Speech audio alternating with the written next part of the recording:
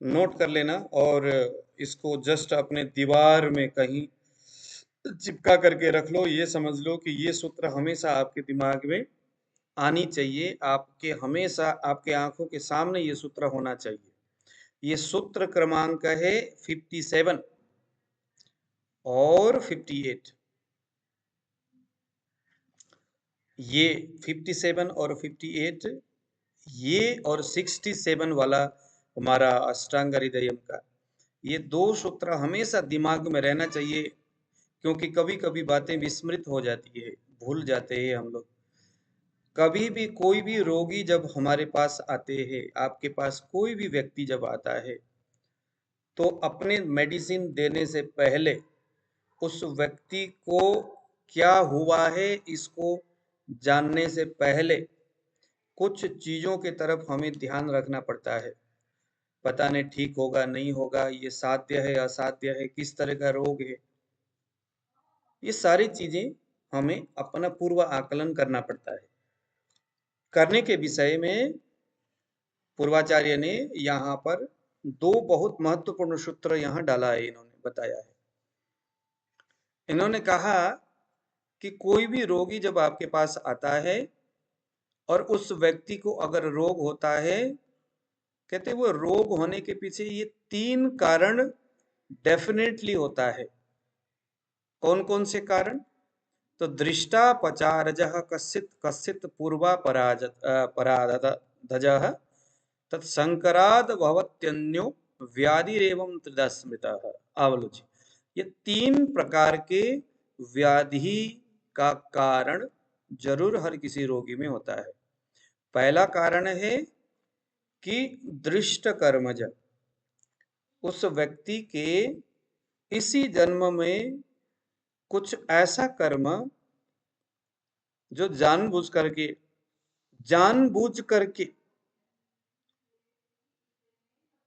किया गया था। यानी दिमाग में यह बात आना चाहिए कि इस व्यक्ति में जो ये रोग है, इसके खुद के द्वारा जानबूझ करके कुछ गड़बड़ी हुआ है, आहार विहार में गड़बड़ी हुई है, और उसके बाद ये रोगी होकर के मेरे पास आया है। तो ऐसे रोगी को चिकित्सा में हमने औषधि उपचार के माध्यम से, पंचकर्मोक्त जो विधि है उसके माध्यम से, जो कुछ भी हम लोग दवाई खाने की जो विधि जो बता रहे हैं, उस विधि के माध्यम से हमने उपचार करना है। ध्यान देना, जो व्याधि दृष्ट कर्मज है, दृष्ट यानी जानबूझ करके, जिसमें रोग का कारण दिखता हो, रोग का कारण दिखता हो। हाँ, इस रोग, मेरे को सर ये रोग हुआ है और मुझे पक्का यकीन है इसके पीछे का ये कारण है। तो इस तरह के रोगी अगर हमारे पास आएंगे तो निश्चित बात है कि उसको हम ठीक कर सकते हैं। कुछ आयुर्वेदिक औषधि जो शास्त्रोक्त विधि द्वारा चिन्हित करके कि कौन सा औषधि उसके गुण दोषों के आधार पर किस तरह से तैयार किया जाए, ये सारी चीजें हमने देख करके, देखने की विधि भी है, अभी हम आपको देखेंगे बताएंगे थोड़ी देर में दूसरे क्रमांक में। दूसरे नंबर में कश्चित् पूर्व पराधजः, कहते हैं कि दूसरे प्रकार का जो रोग होता है, एक व्यक्ति आया लेकिन वो दृष्ट कर्म जो नहीं है, उसको मालूम ही नहीं है कि मैंने ऐसा कुछ किया और उसके वजह से ये रोग हुआ, उसको यकीन नहीं है। कुछ भी हम जो उसको पूछते हैं, है ना, जैसे पूर्व रूप है, लक्षण है, कारण है, कोई मिल नहीं रहा है। जैसे एक छोटा सा बच्चा और उसको डायबिटीज हो गया। अब हम अक्सर क्या मानते हैं, डायबिटीज होने के पीछे हमारा कारण क्या, हमें आयुर्वेद ने भी क्या बताया है, क्योंकि कई प्रकार के दिन में सोना, है ना, चिंता बिल्कुल भी नहीं करना, मस्त पड़े रहना, आलस्य रहना, दिन भर खाते रहना, ग्राम्योदक ग्राम पशुओं का मांस खाना, कभी भी चिंता नहीं करना, दधी दूध से बने हुए भोजन, जो इस तरह के जो चीजें हैं उसका सेवन करना, ये तमाम बात हम लोग पढ़ते हुए आए हैं। तो कारण तो पता चला ना, मगर यहाँ कोई पता ही नहीं। छोटा सा बच्चा है, उसने ऐसा कुछ क्या कुछ किया होगा? न वो दारू पीता होगा, न वो सिगरेट पीता होगा, न वो कोई बुरे संगति में होगा, कुछ नहीं है, फिर उसको डायबिटीज क्यों हुआ? कोई कारण टटोल नहीं जा रहा है, कोई भी कारण उसको समझ में नहीं आ रहा है। मेरे पास ऐसे एपिलेप्सी के बहुत केस आते, कुछ नहीं पता, डॉक्टर अंधाधुंध आंख बंद करके मेडिसिन दे रहे, कोई फर्क नहीं पड़ता। पेशेंट जैसा 10 साल पहले था, जिस तरह से उसको दौरा आता था, आज भी वैसे ही आता है। तो इसमें हमारा ग्रंथकार बोलते हैं, हो सकता है ये दूसरा कारण हो। दूसरा कारण, पहले जन्म में किए गए अपराध के कारण से इस जन्म में, अपराध मतलब अशुभ कर्म यानी पाप कर्म, यानी कष्ट को देने वाला, हम उसका जो आहार विहार है, उस तरह के कर्तव्य, कुछ वैसे कर्म जो कि पापमय था, लोगों को कष्ट देना या ऐसे कुछ। परिणाम स्वरूप कभी प्रायश्चित तो उसने किया नहीं, परिणाम स्वरूप क्योंकि अवश्य में भोक्तव्यम कृतम कर्म शुभाशुभ, गीता में भी भगवान कहते हैं कि हम जो कुछ भी करते हैं उसके अच्छे और पूरे परिणाम मिलता ही है। क्योंकि नहीं कश्चित क्षणमपि जातु तिष्ठत्य कार्यकृत, इंसान चाहे रात में सोया भी है तो भी कुछ न कुछ करता ही है। नहीं कश्चित, कभी भी वो एक क्षण, एक लवलेश मात्र भी कुछ किए बगैर रह नहीं सकता, उसके फितरत में कुछ न कुछ करना लिखा है। दिन में काम करता है तो काम कर रहा होता है, अब वो जो काम कर रहा है वो पाप और पुण्य यानी अच्छा और बुरा इस दोनों रूप में काम कर रहा होता है। अगर सोया हुआ है तो मन से कोई ना कोई संकल्प कर रहा होता है, संकल्प विकल्प कर रहा होता है, रात में सपने देख रहा होता है, कुछ ना कुछ चलता रहता है। शरीर नहीं करता तो मन कर रहा होता है। तो इसमें पाप और पुण्य ये दोनों चीजें निरंतर बनते रहते हैं, लेकिन हमें उसका भान नहीं होता। तो एक आदमी अगर वो पूर्व जन्म में ऐसे बहुत बड़े बड़े अपराध करता है शारीरिक या मानसिक स्वरूप से, तो उसका परिणाम, जैसे हमारे यहाँ अर्श, ग्रहणी, भगंदर, अपस्मार, उन्माद, प्रमेह, ये सभी पूर्व जन्म में किए अशुभ कर्मों के परिणाम स्वरूप इस जन्म में हमें कष्ट मिला है।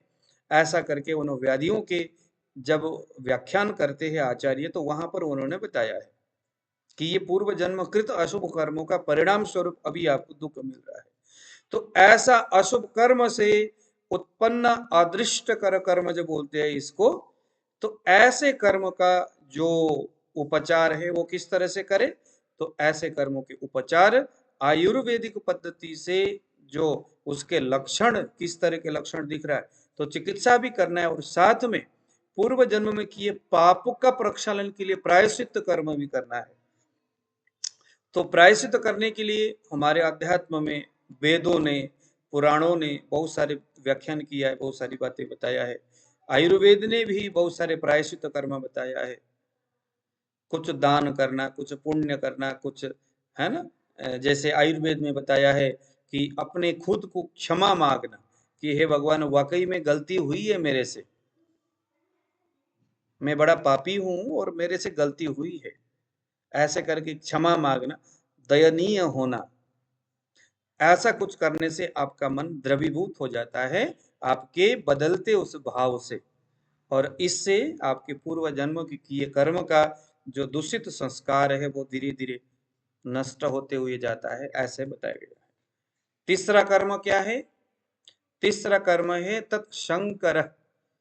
वर्ण शंकर का मतलब है कुछ ऐसा कर्म, तीसरा वाला, जो पूर्व जन्म के दूषित संस्कार भी जिसमें जुड़ा है और जानबूझ करके किए हुए कर्म भी जिसमें जुड़ा है, यानी मिक्सअप होकर के जो चीजें आता है, वह ये तीसरे प्रकार का कर्म है।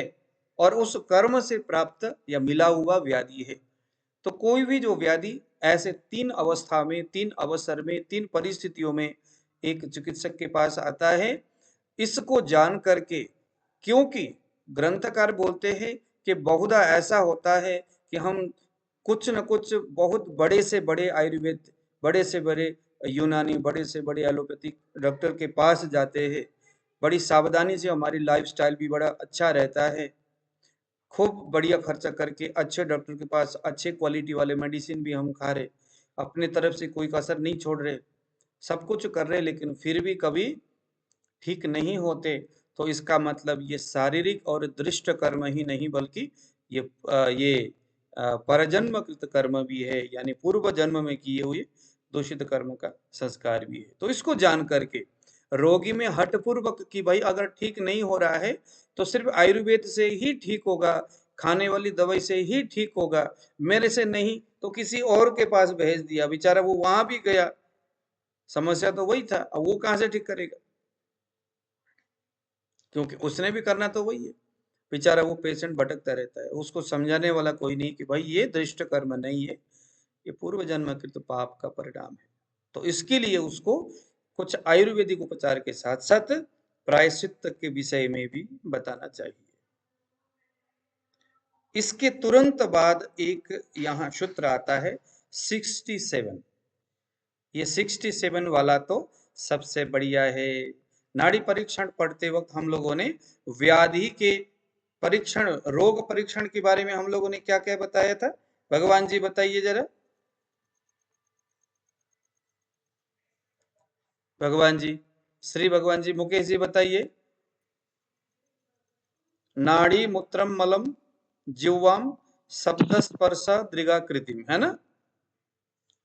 कोई भी व्यक्ति जी। आता है तो उस व्यक्ति का नाड़ी परीक्षण तो हम लोगों ने सीख लिया, लेकिन उसके जीभ परीक्षण भी करना है, मूत्र परीक्षण भी करना है, स्पर्श परीक्षण भी करना है, सारे परीक्षण करना है। और उसके बाद फिर दूसरे नंबर में ये 10 विध परीक्षा करना है।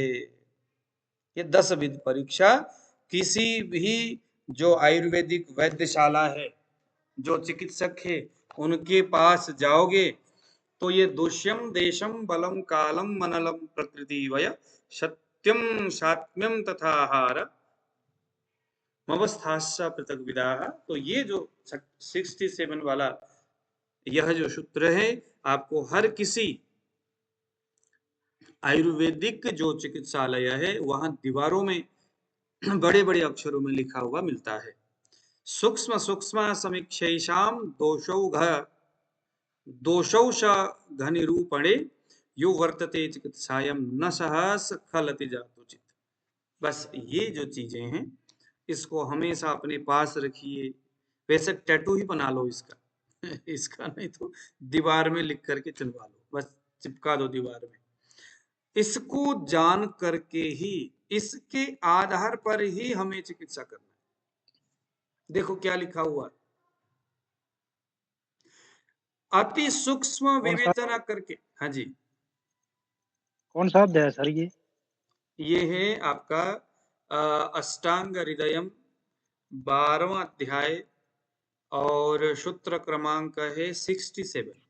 मैं आपको शेयर कर रहा हूं ना स्क्रीन, आप देखिए जरा।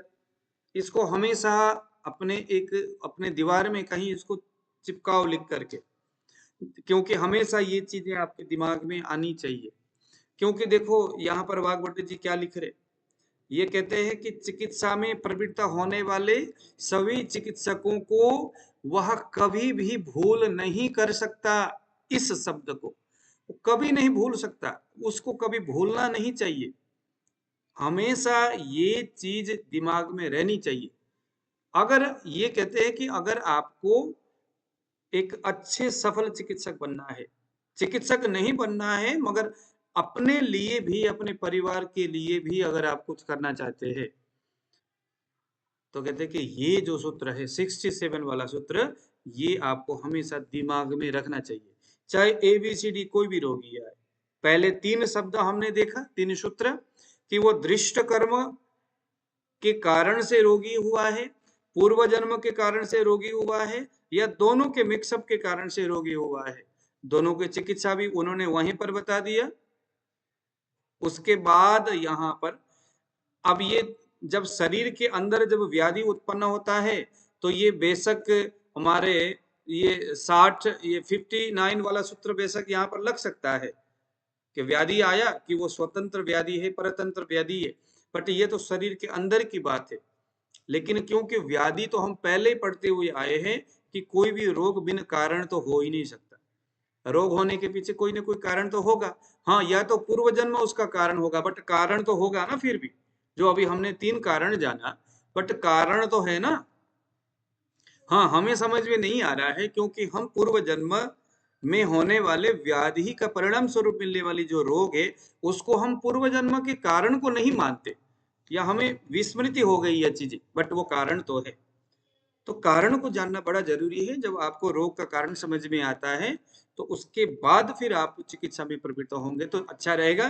देखिए जरा, दुष्यम देशम बलम कालम मनलम प्रकृति वय सत्वम सात्वम तथा आहारम अवस्थास्स पृथक विदाः।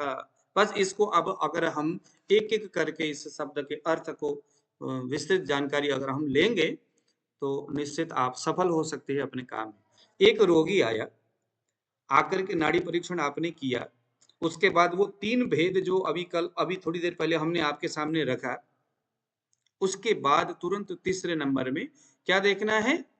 दुष्यम। दुष्यम का मतलब है कि कौन सा जो धातु है, किस दोष ने उसको बिगाड़ा है। क्या देखना है जी? क्या देखना है रोगी में? दुष्यम। कौन सा दोष? कौन सा दोष किस धातु ने बिगाड़ा है, क्योंकि व्याधि तो धातु के विकृत होने से हुआ है। मल, धातु और दोष, ये 3 ही अगर साम्य अवस्था में रहते हैं तो शरीर स्वस्थ रहता है। तीनों की विकृति या इनमें से कोई भी विकार ग्रस्त हो जाए, बिगड़ जाए, टूट जाए, फूट जाए या खंडित हो जाए या खराब हो जाए, इसमें विकृति आ जाए, इसमें टॉक्सिन्स चले जाए, किसी कारण से बिगड़ गया तो फिर व्याधि का कारण है। तो यहाँ इन्होंने सबसे पहले नंबर में कहा दुष्यम। किसी दोष के कारण से कौन सा धातु दूषित हुआ है या कौन सा मल दूषित हुआ है, कौन सा स्रोत से दूषित हुआ है, सबसे पहले चेक करना है। उसके बाद जो ये दूषित हुआ है वो किस देश विशेष के कारण से हुआ है। रोगी किस देश में रहता है, किस देश में रहता है, किस देश में उसका जन्म हुआ है। चरक में तो आगे भी है इसके बारे में। किस देश में, देश यानी किस स्थान में। देशम का मतलब पहले पहले जमाने में क्या होता था, छोटे छोटे जो जैसे अभी का राजस्थान एक देश होता था है? और पंजाब एक देश था। छोटे छोटे क्या बोलते इसको, उस जमाने में कुछ एक शब्द बोला जाता था, क्या बोलते थे? रजवाड़े। ये भी एक देश के समान छोटे छोटे होते थे। तो रियासत। रियासत, हाँ रियासत। विरासत। तो ऐसे छोटे छोटे जो रियासतें होते थे, कोई एक समूचा एक भारत कहकर के ऐसा देश तो तब था नहीं। हाँ, अलग बात है कि वो एक पूर्व जमाने में एक छत्र है ना, जैसे कि भरत राजा हुए, भगवान श्री राम जी हुए, ये चक्रवर्ती राजा हुए। चक्रवर्ती का मतलब जहां से सूर्य उदय होता है, जहां अस्त होता है, उस बीच में एक ही राजा का राज्य हुआ करता था, वो एक अलग बात है। लेकिन बाद में रजवाड़े हो गए, छोटे छोटे इस तरह के छोटे छोटे देश होने लगे। तो कौन से देश विशेष में जन्म हुआ है और जन्म होने के बाद उस देश विशेष में खाए जाने वाला परंपरागत जो भोजन है वो करता था कि नहीं करता था। उस देश में जो प्रकृति है, जो सूर्य की किरण है, वहां जो कफित वायु की जो जैसी व्यवस्था है, क्या उसके अनुकूल या प्रतिकूल उसका आहार विहार रहता है। जैसे राजस्थान में बहुत ज्यादा रुक्ष और उष्ण आदि गुण वहां पर है, वायु और पित्त वहां ज्यादा बढ़ा हुआ रहता है। अगर कोई आदमी राजस्थान में रह करके बहुत ज्यादा दारू पीता है, बहुत ज्यादा मीट मछली का सेवन करता है, बहुत ज्यादा स्पाइसी चीजें खाता है, तो क्या हो गया, वहां रह करके उस आदमी के जीवन में कभी ना कभी कोई ना कोई गड़बड़ी हो सकता है। वहां पर पित्त संचित अवस्था में होगा, और जैसे ही यह किसी दूसरे स्थान में जाकर के भी उसी प्रकार के आहार का सेवन करता है, किसी दूसरे भिन्न प्रकार के उष्ण प्रदेश में जाकर के, तो वो यहाँ संचित हुआ जो पित्त है वहां जाकर के प्रकोपित हो जाएगा। तो वो व्यक्ति किस देश विशेष में जन्म हुआ है और उस देश विशेष का व्याधि उस व्यक्ति के शरीर में है क्या, उसके बाद देखना है वलम, शरीर का बल कैसा है, इवन की अग्नि का बल कैसा है। बलम, बल किस चीज का देखना है, शरीर में बल निर्धारित कौन करता है जी मुकेश जी? अग्नि सर। अग्नि। तो बलम कहते ही शरीर का बल, शरीर का बल कौन है, अग्नि है। तो अग्नि, बलम मीन्स अग्नि, अथवा शरीर का, अब यहां पर अनल भी आया हुआ है, बट अनल मीन्स जठराग्नि है, हालांकि बात तो एक ही है, लेकिन वलम यानी कि जो शरीर का अग्नि, वो अग्नि वल स्वरूप होकर के शरीर को कितना किस तरह से रखा हुआ है, शरीर का बल कैसा है, क्योंकि वो बल ही निर्धारित करेगा उस व्यक्ति को चिकित्सा के लिए किस तरह की चिकित्सा इसको दिया जाना चाहिए। ये बल तब निर्धारित होता है व्यायाम के संदर्भ में। एक व्यक्ति है कफज व्याधि को लेकर के आया है, आयुर्वेद बताता है कि कफज रोग में एकदम प्रॉपर स्ट्रॉन्ग व्यायाम करना चाहिए, लेकिन शरीर का बल तो उसका है ही नहीं, शरीर का बल ही नहीं है। हालांकि व्यायाम बल को बढ़ाने का काम करता है, लेकिन अगर हम स्ट्रॉन्ग व्यायाम बताएंगे कफ शमन के लिए तो क्या होगा, स्ट्रॉन्ग व्यायाम करने से शरीर के बल को क्षीण करता है, शरीर के बल को, जो व्यायाम सामान्य अवस्था में उस व्यक्ति के शरीर के बल को संचार करता है, वही व्यायाम अगर शरीर के बल से ज्यादा हो, व्यायाम उतना जितना उसका बल है उसके आधा पावर लगा करके व्यायाम करना चाहिए, मगर अगर उसका उसका जो शरीर बल जो है बहुत मंद है ही नहीं, ना के बराबर है, और उसको आप कहो भाई जिम में जाकर के खूब आप ऐसा करो वैसा करो, 2 घंटे तक आप पसीना बहाओ, तो उसके शरीर बल के विपरीत ये व्यायाम हो जाएगा, अत्यंत तेज व्यायाम होने से ये गड़बड़ हो जाएगा। इसीलिए हर चीज में हमने देखना उसे, तो वलम, वल के हिसाब से व्यायाम, वल के हिसाब से बाकी चीजें, उसकी आहार विहार, उसका दिनचर्या ऋतुचर्या, उसके लिए जो भी आप परहेज जो बताते हो, शरीर में बल तो कुछ है ही नहीं, ताकत ही नहीं है, और आप कहो भैया आपको तो डायबिटीज हुआ है, कोई भी मीठा चीज दूध घी पनीर ये सब कुछ बंद, अगर आप ऐसा करोगे तो बल को उत्सर्जित करने वाला एक तो व्यक्ति व्यायाम भी नहीं करता प्रॉपर तरीका से, ऊपर से अगर आपने बल को बढ़ाने वाला कोई ऐसी चीजें थोड़े थोड़े भोजन के बीच में, हालांकि आयुर्वेद भोजन 2 समय में करने के लिए बोलता है, सुबह 10 से लेकर के 12 बजे और शाम को कम से कम 6 से लेकर के 8 के बीच में, ये भोजन करने का विशेष टाइम है, शाम 6 से लेकर के 7 के बीच में लगा लो, अथवा 8 के बीच में भी हम इसको कर सकते हैं। इस दोनों टाइम में भोजन के बीच में घी खाओ, दूध पियो, जो मर्जी आपको अच्छा लगता है वो आप खाइए, लेकिन बीच में पानी के सिवाय और कुछ नहीं, और व्यायाम के लिए उसको बोलना है। तो बल भी व्याधि उस रोगी को देखने का एक आधार है। तो दूष्य देखा, देश देखा, किस देश में, बल देखा कैसा बल है, काल, अब काल यानी क्या है, काल यानी समय, यानी ऋतु कौन सा है,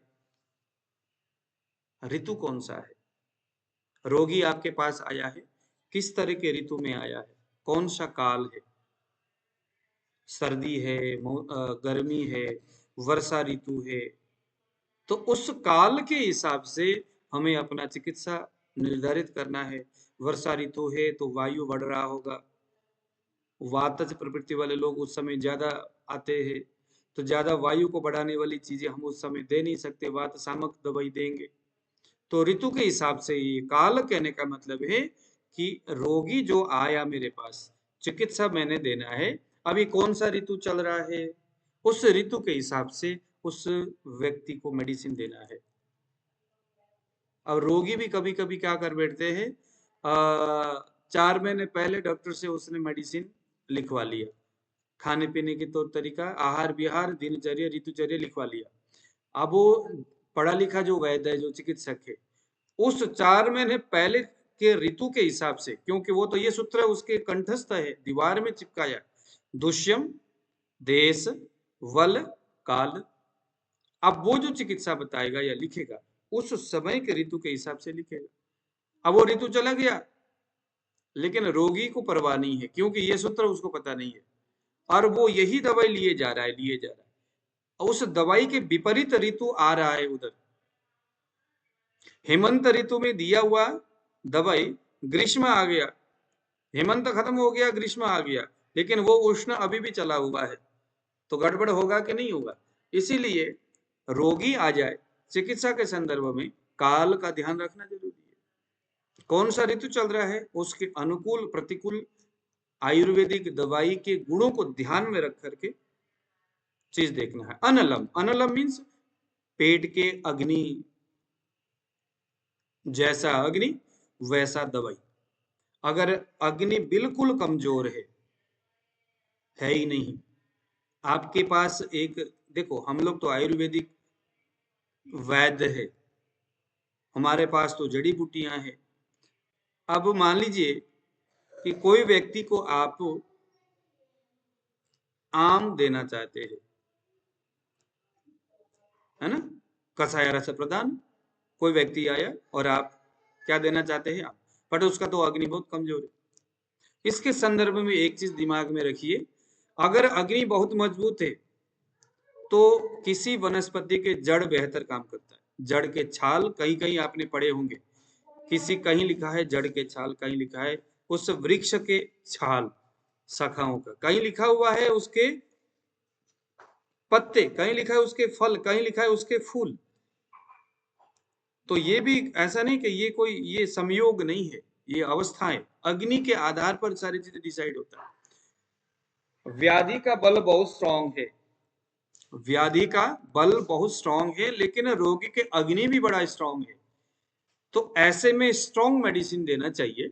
ऐसे में आप उस व्यक्ति को उस वनस्पति के जड़ के छाल दीजिएगा, क्योंकि किसी भी वनस्पति के जड़ का जो छाल होता है वो अत्यंत तेज होता है।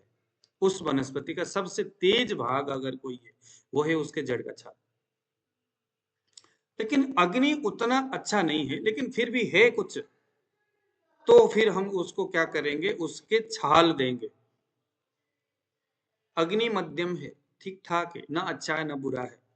अब हम उसे पत्ते देंगे, क्योंकि उसके जड़ का छाल जितना तीखा है, जितना भारी है, जितना उसको पचाने में हमारे अग्नि को टाइम लगता है, उसके आधा टाइम में उसके पत्ते पच जाता है। बात है अग्नि, उसको डाइजेस्ट करने की टाइम ही नहीं है, अग्नि में उतना पावर नहीं है, तो फिर अगर आप जड़ दोगे तो वो पचेगा नहीं, अंदर जाएगा, और अग्नि है ही नहीं। और जैसा दवाई दिया वैसा ही अपान वायु उठा करके उसको फेंक देता है, या कुछ उसको हानि भी हो सकता है। कभी बोलते सर लूज मोशन हो रहा है, कभी बोलते सर अफरा हो रहा है, कभी बोलते कुछ हो रहा है। तो इसका रीजन यही है कि हम लोग उसके अग्नि को ध्यान नहीं दे रहे, यानी 67 नंबर के इस सूत्र को हम प्रॉपर ध्यान नहीं दे रहे। तो काल के बाद अनल, उसके अग्नि के हिसाब से अगर बहुत तेज अग्नि है तो छाल देना है, क्योंकि उसको पकाने में ज्यादा टाइम लगता है। अगर अब अग्नि के हिसाब से उससे कम टाइम लगता है, उसके उसके शाखाओं के छाल को, उससे कम पत्ते, उससे कम फल, उससे कम फूल। ज्यादातर किसी भी वनस्पति का जो फल होता है वो एकदम मध्यम अग्नि से भी डाइजेस्ट होने वाला होता है। इसीलिए किसी भी वनस्पति का जो फल होता है ना, वो जल्दी से हजम हो जाता है। लेकिन कुछ ऐसा रोगी जिसका अग्नि नाम का कोई चीज है नहीं, लेकिन आपको कोई वही दवाई देना है, तो किसी भी वनस्पति के अंदर जो क्वालिटी है, रोगनाशक जो गुण है,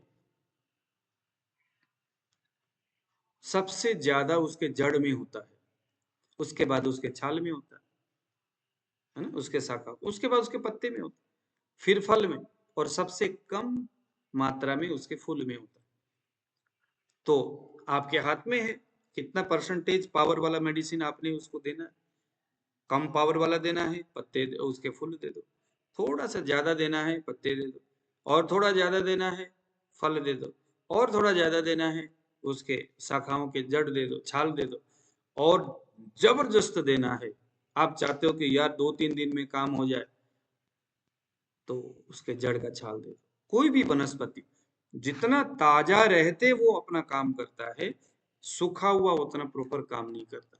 आज के समय में हमारे सामने बड़ी संकट और दुविधा ये है, पहली बात तो वो है या नहीं यही पता नहीं होता, पंसारी वालों को पता नहीं होता, नॉलेज नहीं होता।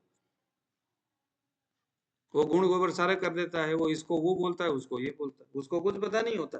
ब्राह्मी जो है बाजार में कई सारे कई कई क्वालिटी वाले आते, अभी तक किसी पंसारी वाला को ये पता नहीं है कि कौन सा वाला ब्राह्मी असली है।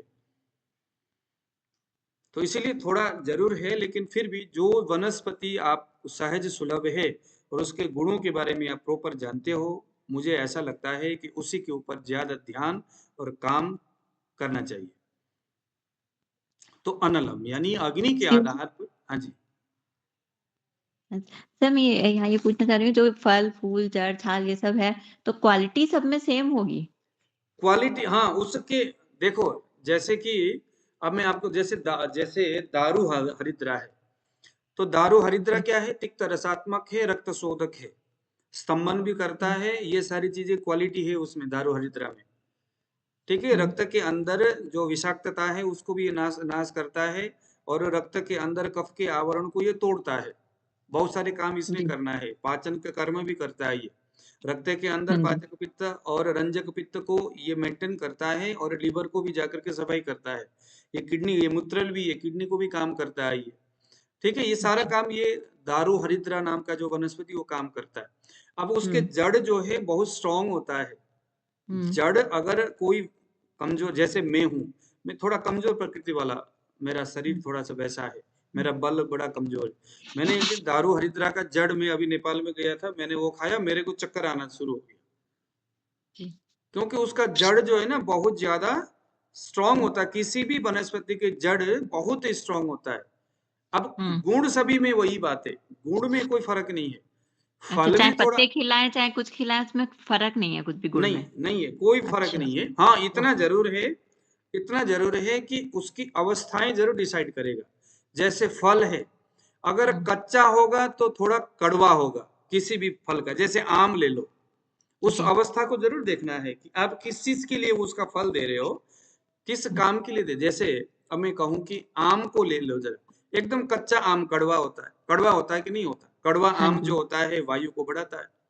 जी, तो कच्चा आम, चूंकि कच्चा है इसीलिए वायु को बढ़ाता है, क्योंकि वो कड़वा होता है। अब हुँ, कड़वा, कटु जो तिक्त जो रस होता है, क्या क्या काम करता है, वायु को बढ़ाता है, कफ के परमाणु को सुखाता है, रुक्ष गुण उसमें ज्यादा होता है, पित्त के लिए भी वो अच्छा काम करता है। तो ये हुँ, सारे गुण है उसमें, रक्त हुँ, शोधक भी है। थोड़ा सा जब जी, बड़ा होता है तो ये थोड़ा कसाइला सा होता है, अब ये कड़वाहट खत्म हो जाएगा उसमें, हुँ, थोड़ा सा कसाइला और कुछ खट्टापन उसमें आता है। अम्ल हुँ, हो गया, अब अम्ल का काम क्या है, थोड़ा सा कफ को भी ये बढ़ाता है, थोड़ा सा ये पित्त को भी बढ़ाता है। कफ को थोड़ा सा मेंटेन करता है, पित्त को थोड़ा सा ये बढ़ाता है। अ, हुँ, थोड़ा सा कफ को भी बढ़ाता ही यही है।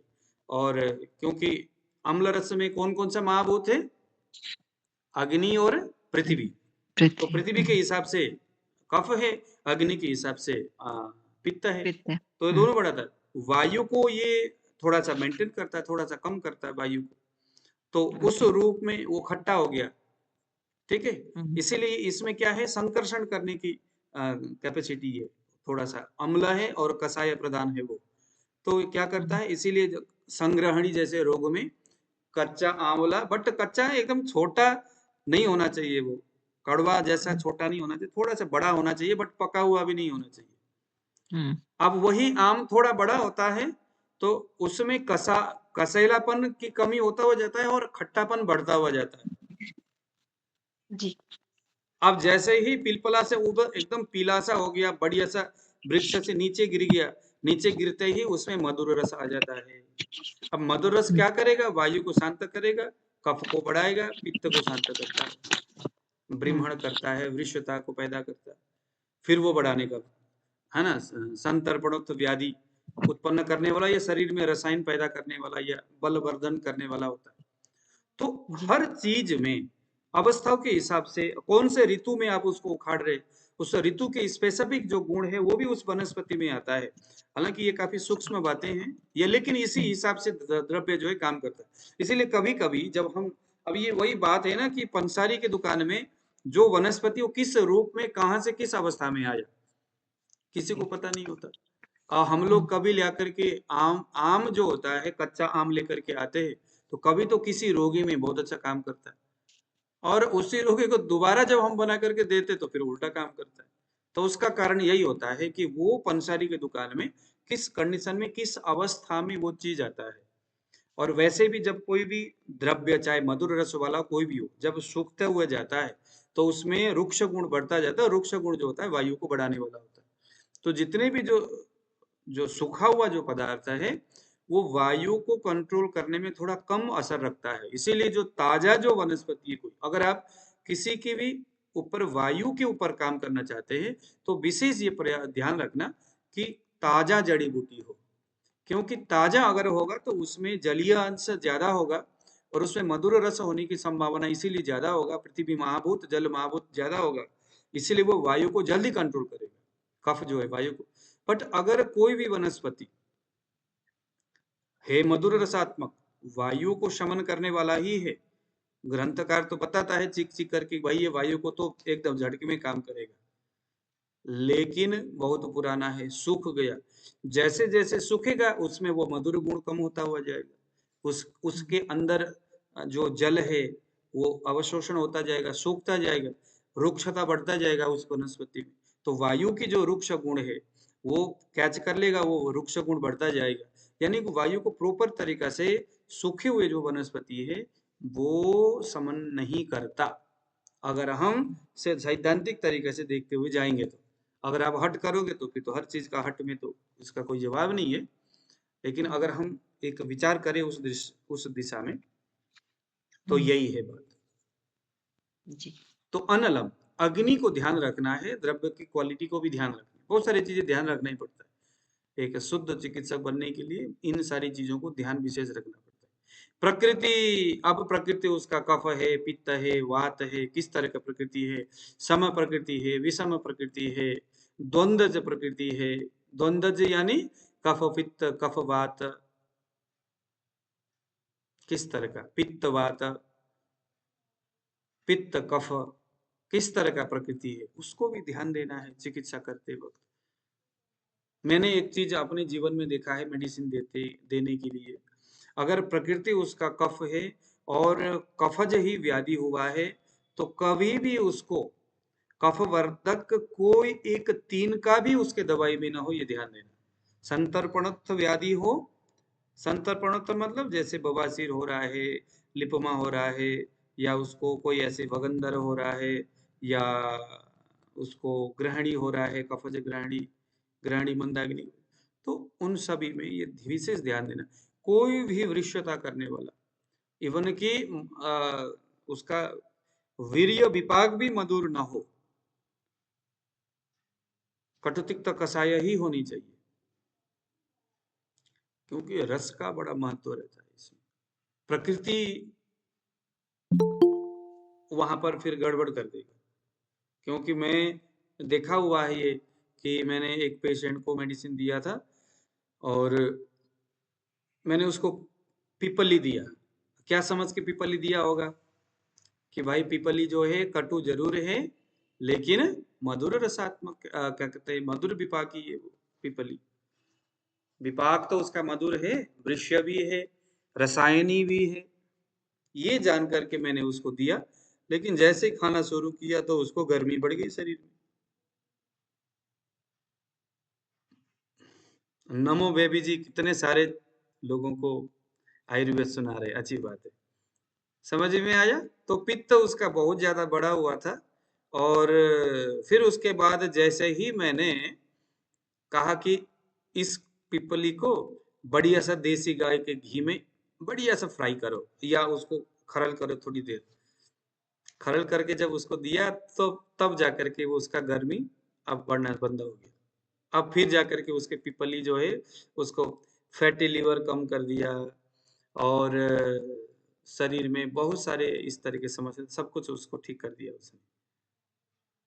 तो कोई मतलब दिक्कत हमें प्रकृति प्लस विकृति दोनों ही पता होनी चाहिए हाँ तभी मतलब जैसे अगर देखो अगर हाँ इसमें ना अगर आपको लगता है कि जैसे आपका जो है कि वात आपका कौन सा प्रकृति निधि जी बताइए? वात कफ वात है। कफ वात है। ओके तो कफ वात है तो ये द्वंद्वज प्रकृति हो गया ना कफ वात द्वंद्वज प्रकृति। जी तो द्वंद्वज प्रकृति में लेकिन द्वंद्वज का मतलब ये नहीं होता कि दोनों सेम नहीं होता, कुछ नीचे ऊपर हो ही जाता है।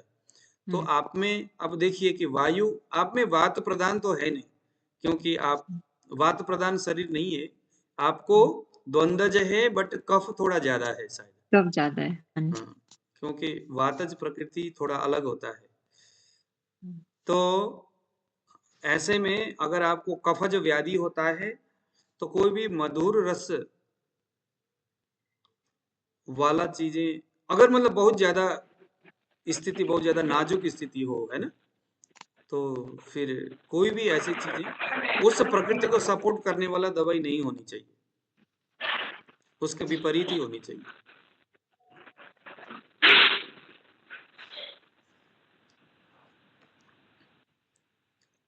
तो दोषों को बड़ा ध्यान देना पड़ता है, प्रकृति को बड़ा ही ध्यान देना पड़ता है। और उसके बाद वय अब आपके सामने किस उम्र में आया है व्यक्ति, बचपन में आया है, बाल्य अवस्था में आया है, युवा अवस्था में आया, वृद्ध अवस्था में आया है, किस अवस्था में आया है उसको ध्यान देना है। ठीक है फिर आ गया सत्व। अब ये सत्व का बड़ा जबरदस्त रोल रहता है किसी भी व्यक्ति में। सत्व बल हम कहते हैं ना सत्व बल, सत्व बल का बड़ा मायने रहता है। सत्व का मतलब क्या हो सकता है बताइए जरा कोई, सत्व बल का मतलब क्या हो सकता है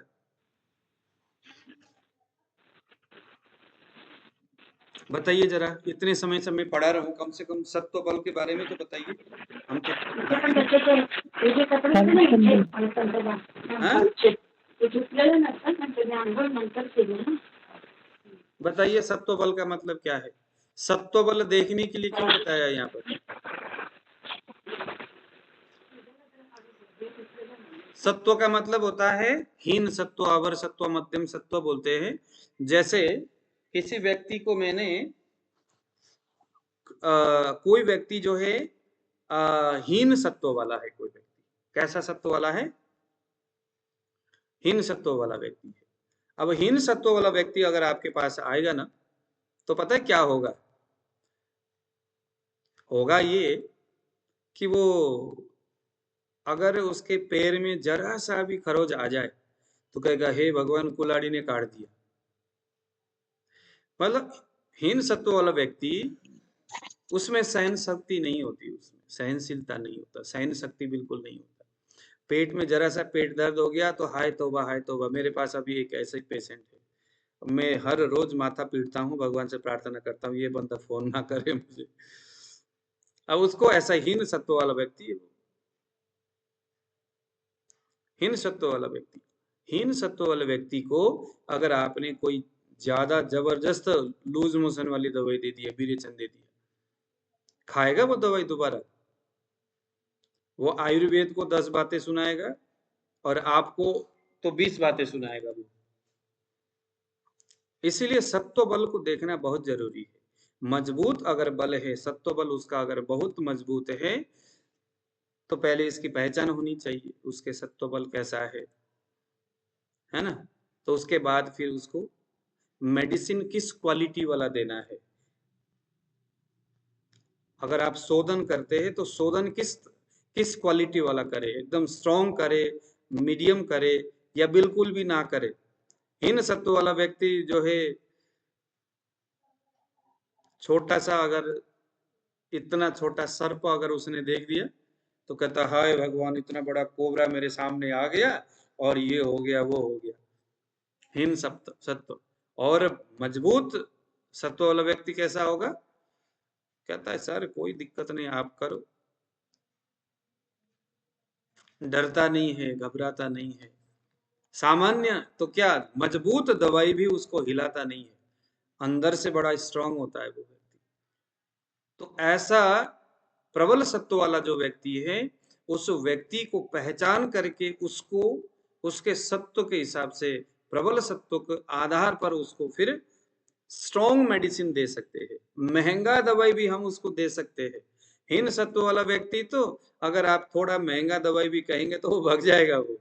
तो दवाई कितनी क्वालिटी वाला और कितने रुपए के कितना खर्चा वो कर सकता है, वो भी उसका सत्व बल डिसाइड करेगा। आपने कह दिया कि भैया 2000 रुपये लगेगा और वो बंदा सुन करके उधर ही लुढ़क पड़े, फिर दिक्कत। इसलिए उसके सत्व बल हमें वहां पर देखना होता है, ठीक है ना। और उसके बाद आ गया सातवें। सातवें जो है उसके आहार विहार के संदर्भ में, ये सातवें बल जो है इसका भी मायने बहुत बड़ा रहता है। सत्व सातवें, सातवें बल का भी बहुत बड़ा मायने रहता है। जैसे कोई आदमी है, आपने किसी को मुलेठी तो दे दिया, आपने कहा कि भैया सौंठ मुलेठी पीपली ये 3 चीज ले लो, बहुत अच्छा काम करेगा। लेकिन पता चला वो आदमी को मुलेठी खाते ही बहुत ज्यादा एलर्जी होना शुरू हो गया, सौंठ खाते ही उसका कुछ न कुछ उल्टा पुल्टा होना शुरू हो गया, क्योंकि सौंठ से उसको एलर्जी है। दूध के साथ अनुपान तो आपने बता दिया, मगर दूध उसके लिए बड़ा उपयोगी नहीं है, हानिकारक है, एलर्जी करता है। तो असात्म इस व्यक्ति के लिए क्या है? सात्म्य क्या है? सात्म्य यानी उसके शरीर को जो चीज सूट करता हो, और असात्म्य वह जो उसके लिए सूट नहीं करता, उसको अच्छा नहीं लगता। रोगी कहता है सर कड़वा चीज जीभ में डालो 3 दिन तक बुखार आ जाता है, और आप कहोगे भैया ऐसा है कफ को सुधारने के लिए तो कड़वा ही चाहिए, कड़वा के बगैर आपके रोग ठीक नहीं होगा। तो ये बात तो बनी नहीं, ये उसका असात्म्य रस है, इसीलिए उसको त्यागना चाहिए और कुछ ऐसी व्यवस्था करना चाहिए। अगर आप उसको कड़वा भी दोगे तो एक युक्ति से आप कैप्सूल के अंदर डाल के दे दो, या उसको कभी कभी कुछ आचार्य क्या करते हैं, मुनक्का जो है ना, मुनक्का के अंदर उसको डाल करके दे देते हैं, या कुछ ऐसे युक्ति पूर्वक उसको, ताकि उसके क्योंकि हमारा जो बोधक कफ जो होता है ना, वही रसों का आस्वादन करता है, आपके चेतना में ले जाकर के टच करने का काम करता है। तो बोधक कफ को पता न चले, बाकी शरीर के अंदर जो कुछ हो रहा है वो उसका पता नहीं चलता है, बाकी उसके चेतना को उस लेवल में जाकर के बोधक कफ के संपर्क से बाहर कर दो उसको। पेट के अंदर जाने के बाद फिर वो अपना रस जहां पर भी जाकर के जो करे वो करे, लेकिन अगर उसको तिक्त रस असात्म्य का रहे तो वो नहीं देना चाहिए। अच्छा, कुछ लोगों का ऐसा भी मानना है, मुंह से खाने वाली दवाई अगर असात्म्य का रहे और वही दवाई उसके लिए उपयोगी है, जबरदस्त काम करने वाला है, और आपको पूरा कॉन्फिडेंट है, आपको यकीन है कि आदमी ये दवाई खाए तो ठीक होगा, मगर असात्म्य है, तो उस मेडिसिन को आप वस्ती के माध्यम से भी डाल सकते हो। वस्ती एनिमा एक ऐसी व्यवस्था है जो कि हम जो मुंह से खाते हैं ना, जो कुछ भी चीजें, वही चीजें अगर हम एनिमा के माध्यम से डालते हैं तो भी वो काम करता है। डिस्प्रिन की गोली मुंह से खाने से जितना जल्दी काम करता है, उसके कई गुना जल्दी काम उसको आप किसी भी रूप से एनिमा के माध्यम से अंदर डाल दो, वो बहुत जल्दी, सुनने में आया, हालांकि मैंने तो किया नहीं है, वो बहुत जल्दी वो काम करता है। हालांकि ठंडा जो होता है, कोई भी इस तरह की वस्तु नहीं देना चाहिए। वस्ती हमेशा स्निग्ध या उष्ण गर्म होनी चाहिए, चिकना होनी चाहिए। मगर मैंने कहीं सुना था कि अगर किसी को बहुत जबरदस्त फीवर आया हुआ, बहुत ज्यादा गर्मी है, जलन है, बुखार हो रखा है जबरदस्त, और उसको अगर आपने स्थिति को देख करके वस्ती दे दिया ठंडा पानी से भी, तो वो बहुत जल्दी उसको उसके उस गर्मी को खत्म कर देता है। लेकिन आप लोग नहीं करना, ऐसा उन्होंने बताया है, लेकिन हर कंडीशन में ये अच्छा नहीं होता। लेकिन ये जस्ट एक बात है कि ऐसा हुआ है कई बार, लेकिन जो सुरक्षित, जो बहुत जो जिनमें बहुत अच्छा एक्सपीरियंस है इस चीज को करने के लिए, वही लोग शायद कर सकते हैं। लेकिन आयुर्वेद सिद्धांत ये बोलता है कि कोई भी जो ठंडा दवाई है वो एनिमा के माध्यम से अंदर नहीं डालनी चाहिए। तो आज हम लोगों ने इस चीज को यहाँ पर जाना कि हमारा सूत्र है दुष्यम देशम बलम कालम अनलम प्रकृति वय सत्वम शात्वम तथा आहार। अब देखो आहार भी आ गया। रोगी का आहार कैसा है, आहार कैसा है और उसकी अवस्था कैसी है, उसका आहार और उसका अवस्था, इसको जरूर ध्यान देना है। ये सारी चीजें अगर आप अत्यंत सूक्ष्म विधि से विवेचन करते हैं और उसके बाद रोगी को सूक्ष्म सूक्ष्म समीक्षाम दोषों सद निरूपयेत, दोषों का निरूपण करते हैं इन 10 पृथक पृथक नियमों को ध्यान में रख करके।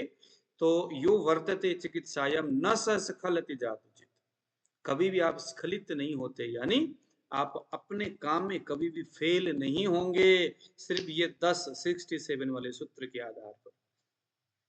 अंतिम में इन्होंने बताया आहार की विधि, किस तरह का आहार करता है, हितकर आहार है या अहितकर आहार है, सद्य हितकर आहार है या सद्य अहितकर आहार है। जैसे सद्य हितकर का मतलब क्या है, एक आदमी दारू पीता है और मस्ती में बोलता है क्या बात है आज तो पार्टी में मजा आ गया। कोई आदमी चिकन खाता है और कहता है वाह मजा आ गया, तो उसके संदर्भ में उस व्यक्ति के हिसाब से सद्य हितकर हो सकता है, उस समय उसके मन को संतुष्टि देने वाला हो सकता है, लेकिन कालांतर अहितकर आहार है ये। तो सद्य हितकर आहार, कालांतर हितकर आहार। अभी आप कोई कड़वा घूंट पी लेते हो तो सद्य अहितकर आहार हो सकता है, लेकिन कालांतर हितकर वो हो सकता है। इसीलिए आहार के संदर्भ में इसको क्या देना चाहिए और क्या नहीं देना चाहिए, पथ्यापथ्य, इसके लिए क्या पथ्य है, इसीलिए हर व्याधि के अंत में उसके उस व्याधि के लिए स्पेसिफिक पथ्य के बारे में बताया हुआ रहता है। तो इस तरह से आज हम लोगों ने ये बहुत महत्वपूर्ण सूत्र को आज पढ़ा। आप लोगों को जरूर अच्छा लगा होगा, अगर नहीं लगा तो इसको जरूर आप इसको सोचिए, इसके ऊपर काम करिए और रोज इसको आप जब आप अपने क्लिनिक में बैठते हो, सुबह उठते हो, स्वस्थकर जीवन जीने के लिए आप कुछ भी प्रयत्न करते हो, तो ये सूत्र एक बार जरूर गुनगुनाना चाहिए। दुष्यम देशम बलम कालम अनलम प्रकृति वयः सत्वम शात्यम तथा आहारम अवस्थास्स प्रतिविदा सूक्ष्म सूक्ष्म समीक्षैषां दोषौ सदन निरूपणे यो वर्तते चिकित्सायां न स्खलति जातुचित। बस ये सूत्र जो है कभी भी भूलना नहीं है। हम किसी भी कालखंड में आयुर्वेद पढ़े, लेकिन नहीं, अगर इस सूत्र के आधार पर अगर आप अपना काम करते हो, आगे बढ़ते हो, तो आपको सफलता मिलेगा, ऐसा बात बड़ी बोलते हैं। ठीक है, तो आज का क्लास हमारा इतना ही। अगर किसी ने कुछ पूछना है तो देखिए।